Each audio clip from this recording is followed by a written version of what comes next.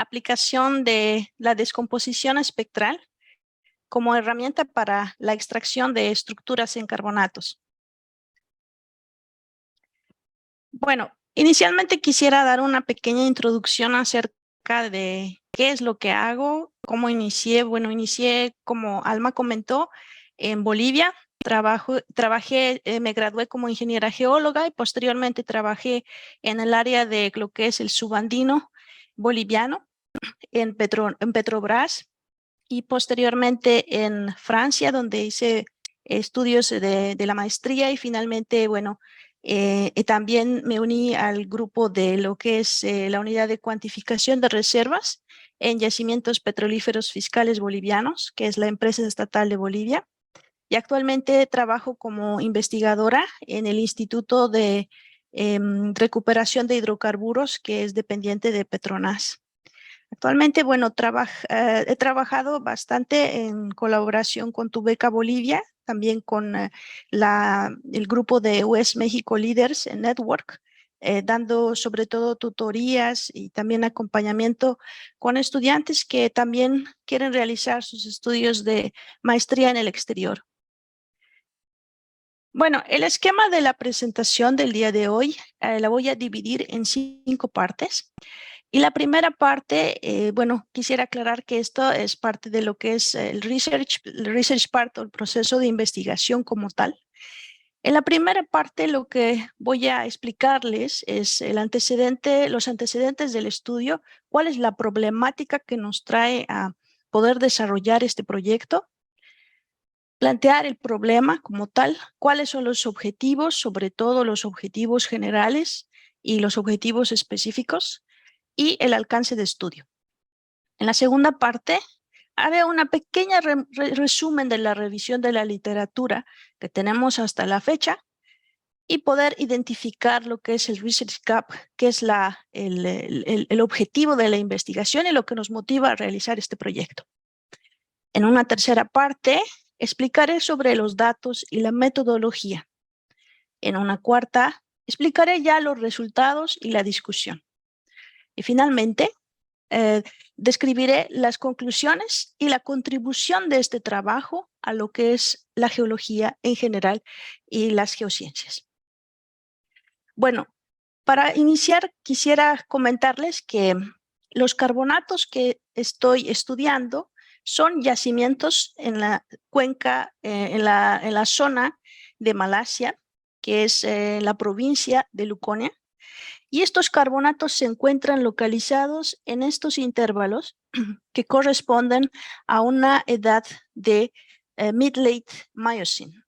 Estos carbonatos son denominados como carbonatos 4 y 5, que son en realidad ciclos estratigráficos. Los carbonatos en Central Luconia en realidad tienen bastante heterogeneidad a nivel de lo que es el reservorio. Y surgen diferentes diferencias al nivel de lo que es la porosidad y la permeabilidad. Entonces, han habido varios intentos, sobre todo a nivel de lo que es inversión sísmica, para poder desarrollar modelos que nos permitan entender la distribución de la porosidad y la permeabilidad en estos reservorios. Así también se han realizado algunos modelos o mapeamientos básicos y algunos Forward Stratigraphic Modeling que no se encuentran tan públicos, pero que sí se han realizado varios trabajos de este tipo. Entonces, mi objetivo es prácticamente poder integrar la información que tenemos en estas áreas, en esta zona en general, y poder estudiar en general workflows que nos permitan una mejor distribución de lo que es el modelamiento final.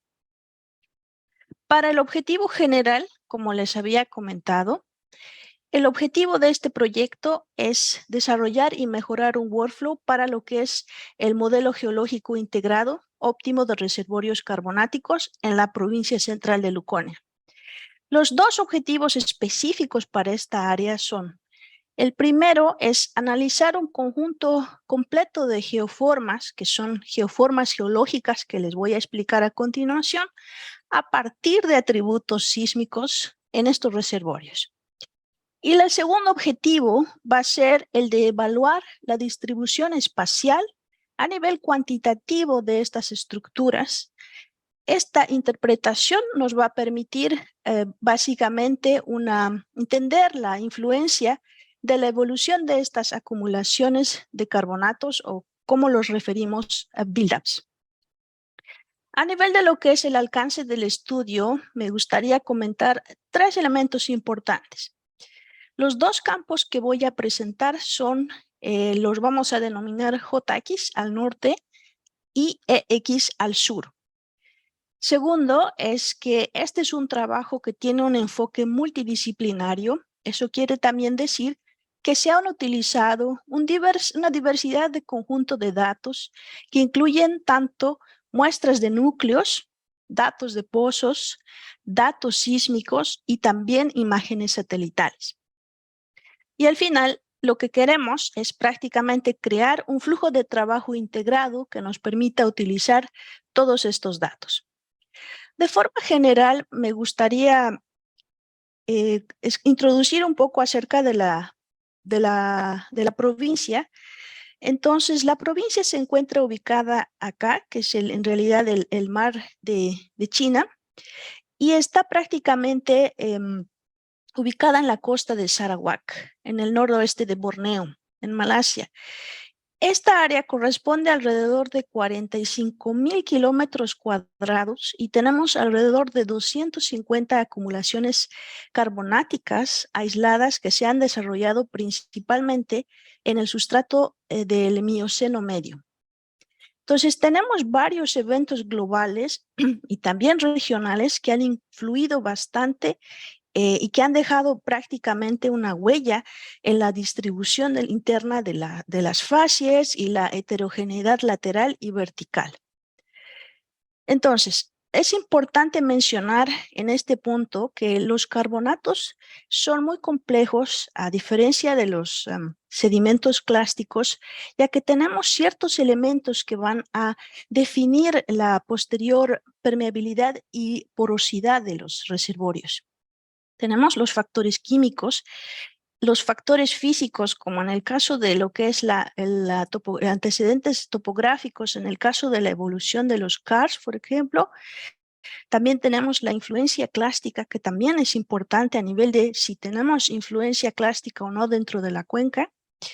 Y también la plataforma y la morfología de las plataformas. En este caso, nosotros estamos hablando de estas cuencas que están isoladas, que son los denominados buildups.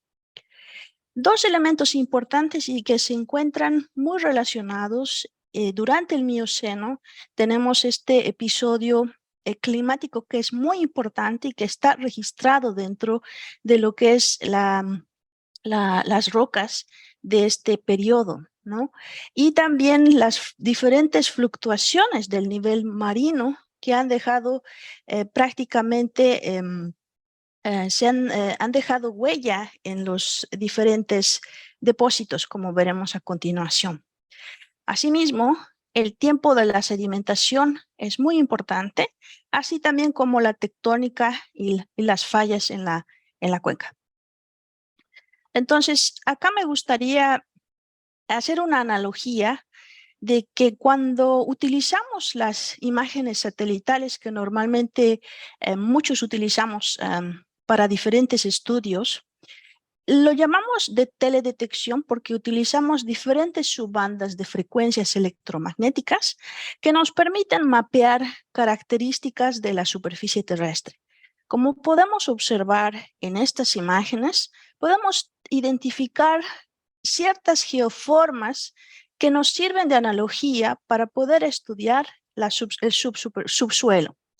En el caso de la descomposición espectral, como pueden observar, esto es en el subsuelo, también utilizamos subbandas de frecuencias sísmicas que también nos permitirán mapear estas interferencias en el subsuelo y que de alguna manera nos van a permitir realizar un modelado geológico más apropiado para un estudio final. Entonces, ¿cuáles son los desafíos que tenemos en esta área? Y a nivel general, los carbonatos son desafiantes debido primero a la heterogeneidad. Por ejemplo, podemos tener dentro de un mismo intervalo permeabilidades que van desde 1 milidarcy hasta 1000 milidarcies. Otro factor y otro desafío es la diagénesis, que deja una huella también dentro de lo que son los reservorios. Otro elemento es la presencia de los CARS, que lo que hará es generar una dificultad a nivel de lo que es la perforación, debido a que existe un sistema de, llamémoslo como cuevas, dentro del subsuelo que van a interferir durante la perforación, ¿no? Y que su estudio es muy importante para posteriores proyectos. Y finalmente, en lo que es la evaluación de la calidad del reservorio para poder identificar las zonas de gas y de petróleo económicamente viables, ¿no? Entonces, a nivel general, nosotros sabemos que existe el tema de lo que es la detección y la resolución.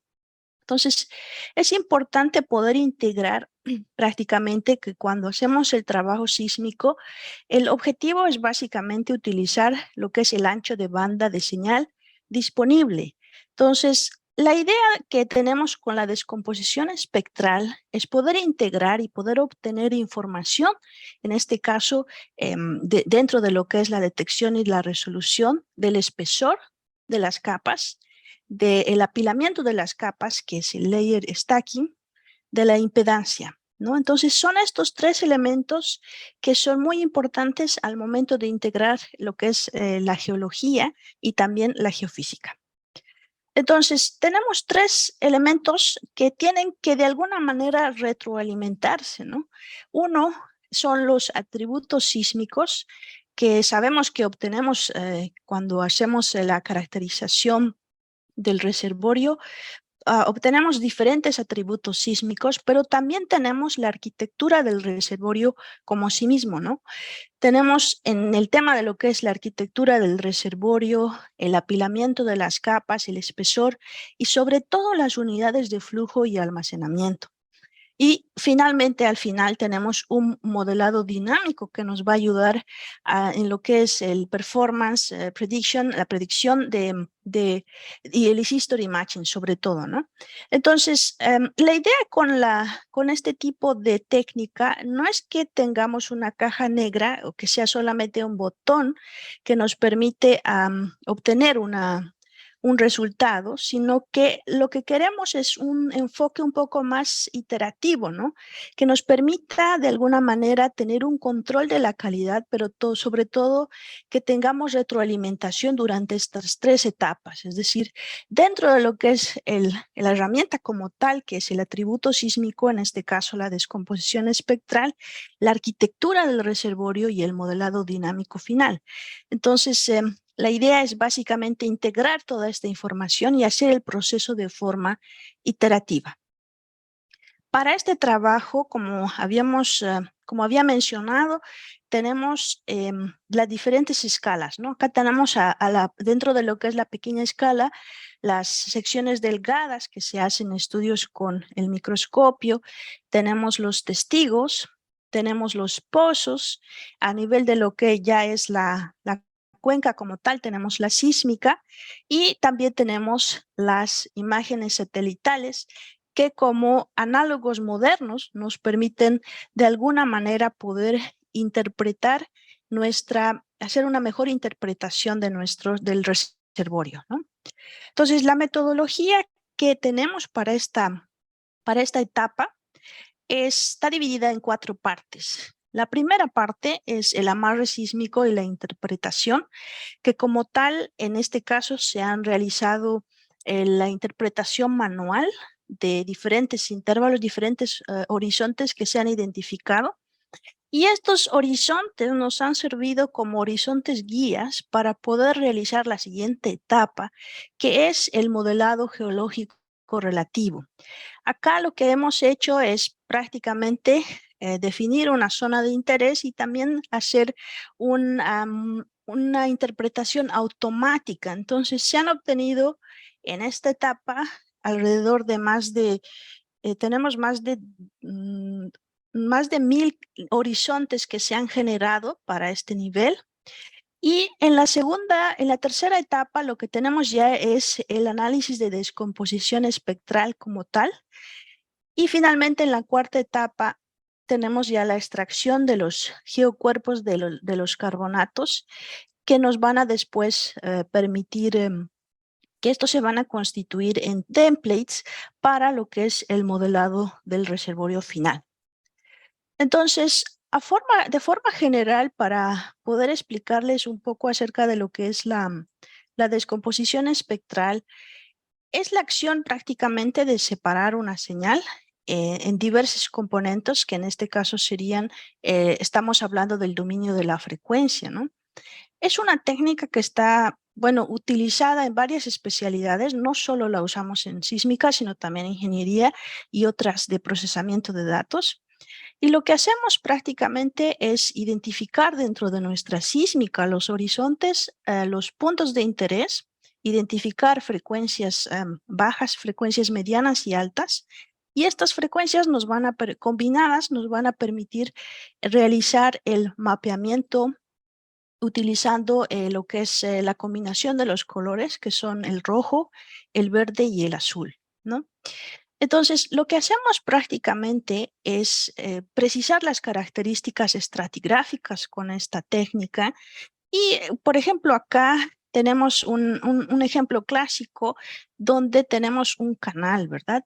Entonces, tenemos, por ejemplo, las frecuencias bajas, en este caso de alrededor de los 15 Hz, que es el nivel rojo, que es prácticamente relativamente bajo, es lo que va a reconstruir prácticamente la parte más espesa de los ejes de este canal, ¿no? Entonces, el mapa final va a ser el mapa final a los 15 Hz, y también tenemos a un nivel más alto, en este caso a los 30 Hz, lo que va a hacer es prácticamente mapear el borde de los canales, que son frecuencias someras, frecuencias altas en este caso, y se reconstruirán en la segunda etapa, como podemos observar en este mapa, el mapa a 30 Hz. Entonces, combinadas estas frecuencias, lo que harán es prácticamente darnos mayor información de la sísmica y por lo tanto mayor información del reservorio. Entonces, lo que harán, como podemos ver, es definir de alguna manera, definir la morfología del reservorio y de alguna manera detectar esa heterogeneidad interna del reservorio para poder optimizar sobre todo la ubicación de los pozos y tal vez en este caso también interpretar diferentes sistemas de fallas, evolución tectónica, etcétera. Entonces, vamos al ejemplo. En este caso, lo que les muestro es la interpretación sísmica de una de las plataformas. Entonces, acá tenemos la plataforma TX, que está compuesta, como pueden observar, por una estratigrafía que son prácticamente de capas paralelas. El margen de esta estructura está bordeada por un arrecife orgánico que tiene alta energía y, como pueden observar, algunos de sus reflectores son un poco caóticos y existen diferentes procesos de erosión en estos márgenes, ¿no? Entonces, el objetivo en este caso es que las superficies de inundación nos van a servir como límites de secuencia para poder realizar la correlación entre los diferentes pozos. Entonces, es importante definir que acá tenemos 4 zonas de interés y tenemos 3 reservorios, y estos reservorios están delimitados por 2 superficies de inundación. Algo que es muy importante para este proyecto es la descripción de los núcleos y también el análisis petrográfico. Eso quiere decir que los testigos nos van a permitir obtener, en el caso del campo TX, obtener los ambientes de depósito como los conocemos, en este caso, 5 ambientes de depósito de talus, de reef rim, de proximal reef, de shallow lagoon y de deep lagoon. En el caso del campo IX, lo que tenemos es un poco más, no solamente el ambiente de depósito, pero tenemos las propiedades petrofísicas añadidas a estas descripciones.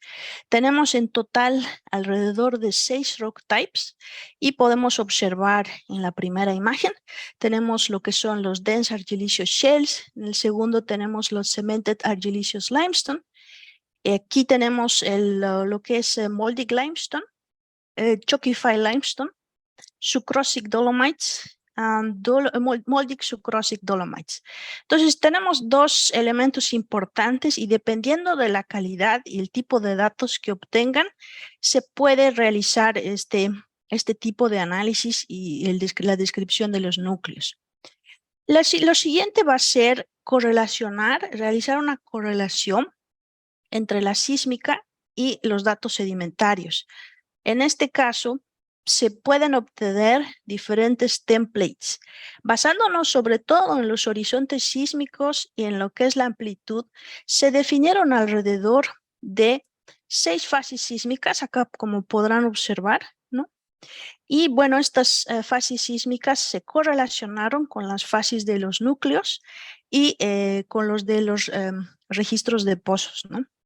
Entonces, lo que tenemos prácticamente es poder correlacionar no solamente el núcleo, pero también los depósitos y también los procesos. En este caso, vamos a identificar 3 tipos de procesos que voy a describir a continuación y que están relacionados con los cambios de nivel marino.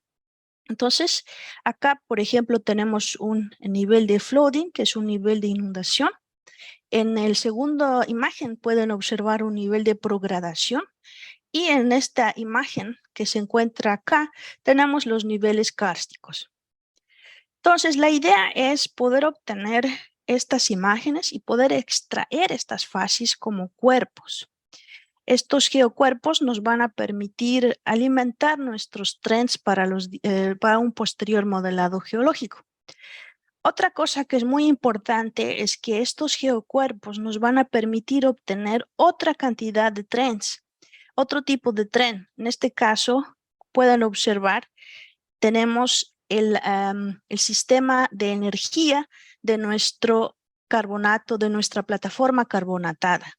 Lo que esperamos, en este caso, valores de 1 a 0, tenemos valores bajos de sedimentación o bajos de energía en el interior de la plataforma y tenemos valores un poco más altos en la parte externa de la plataforma, donde normalmente hay otro tipo de interacción física, ¿no?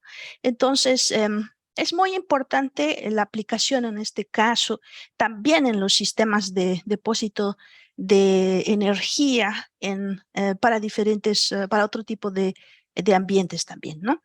Entonces, acá voy a mostrar un poco en detalle los 3 principales episodios que tenemos.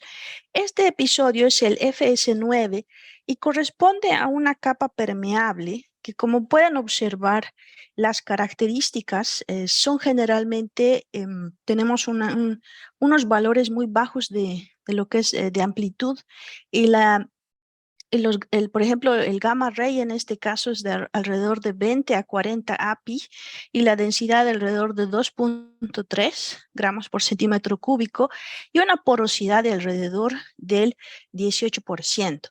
Entonces, tenemos las secciones delgadas y tenemos las descripciones de núcleo en este caso y podemos observar diferentes calizas arcillosas, en este caso foraminíferos que se encuentran bien conservados. En algunos casos también tenemos algas rojas y los principales tipos de porosidad en este caso son de microporosidad y normalmente lo que podemos observar es a nivel geomorfológico, una reducción de la plataforma, como pueden ver. Teníamos la dimensión, el área que ha sido reducida para esta etapa. En el horizonte S7, lo que pueden observar, a diferencia del otro horizonte, es en este caso una capa progradacional que se considera como buen potencial a nivel de reservorio. Lo que tenemos es una alta definición de lo que es el reef rim en el margen, y también podemos observar en la parte interna lo que son denominados los patch reef, que son que se encuentran en la parte interna, ¿no?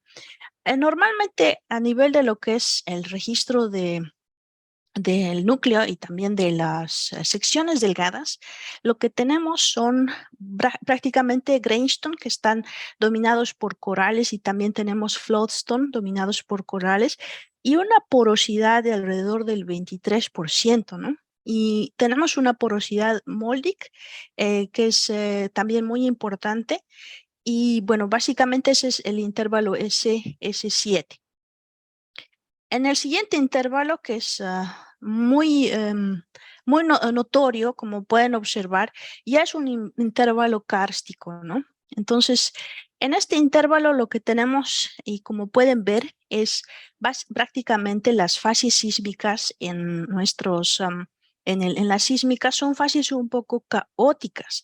Entonces, este patrón se está correlacionando prácticamente con porosidades que son baggy porosidad, más o menos, ¿no? En el intervalo de la sísmica, en este caso, se puede observar un patrón kárstico, que es un patrón dendrítico, que es como ríos que van alrededor de la plataforma y que van socavando la roca prácticamente, y tienen un rango de tamaño de alrededor de 2 kilómetros hasta unos 15 kilómetros. Y en este caso se deduce que estos niveles de drenaje estarían probablemente influenciados por la presencia de fallas preexistentes en la zona, en un nivel inferior, ¿no? Entonces, lo que tenemos es prácticamente exposición subaérea, y tenemos el proceso de disolución, que es lo que hace es prácticamente desarrollar estas estructuras kársticas, ¿no?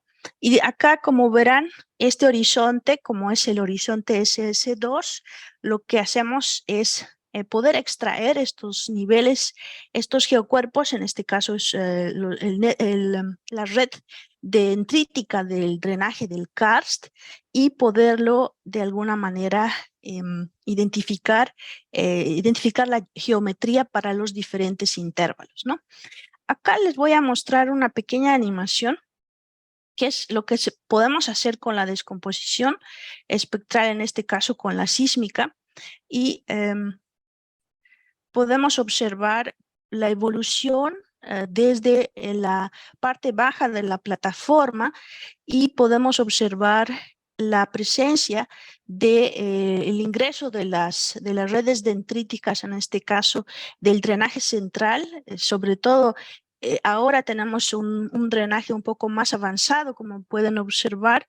Tenemos un drenaje más denso, posteriormente un nivel más progradacional, donde observamos los patch reef, y finalmente tenemos la etapa final, que es la etapa final de la plataforma, porque posterior a esta etapa tenemos ya sedimentación clástica, que lo que va a hacer prácticamente es enterrar los carbonatos y dar fin a esta etapa durante el Mioceno, ¿no? Entonces comenzaríamos posteriormente ya con un periodo un poco más clásico, donde tenemos más influencia fluvial.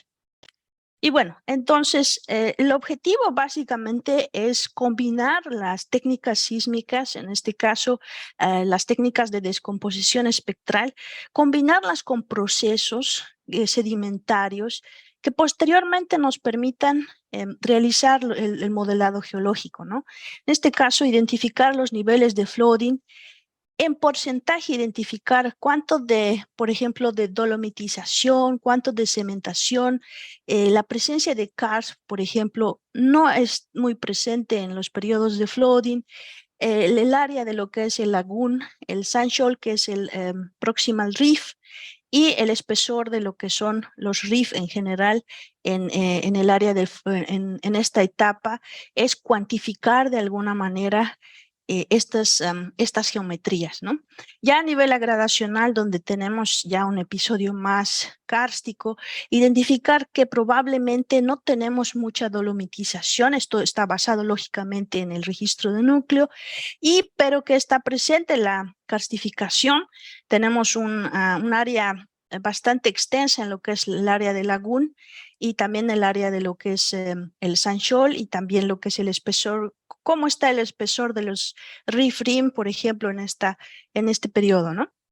Y ya en una etapa un poco más avanzada tenemos ya el periodo, el nivel progradacional, lo que tenemos a nivel de poder cuantificar, por ejemplo, la dolomitización, la cementación igual la calcificación, que es prácticamente ausente en esta etapa, y posteriormente observar cuáles son las características a nivel de lo que es el espesor, por ejemplo, del anillo de Riff, que es el margen que tenemos en esta plataforma.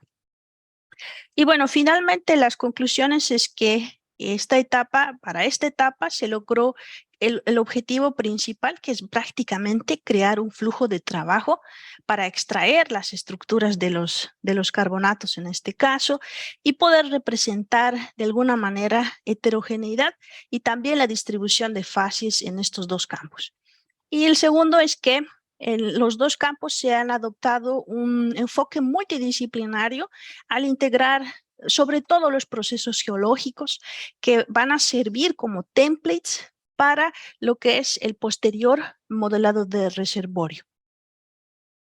Y bueno, si están un poco más interesados en el tema, he tenido la oportunidad de publicar bastantes papers entre de los diferentes campos. Si están interesados, entonces pueden contactarme y puedo proporcionar los papers si están interesados. Y bueno, quisiera agradecer bastante a Petronas porque tenemos los datos gracias a ellos. Ellos son los custodios. Y también al Centro de Sísmica, que es donde trabajo, que es el CSI.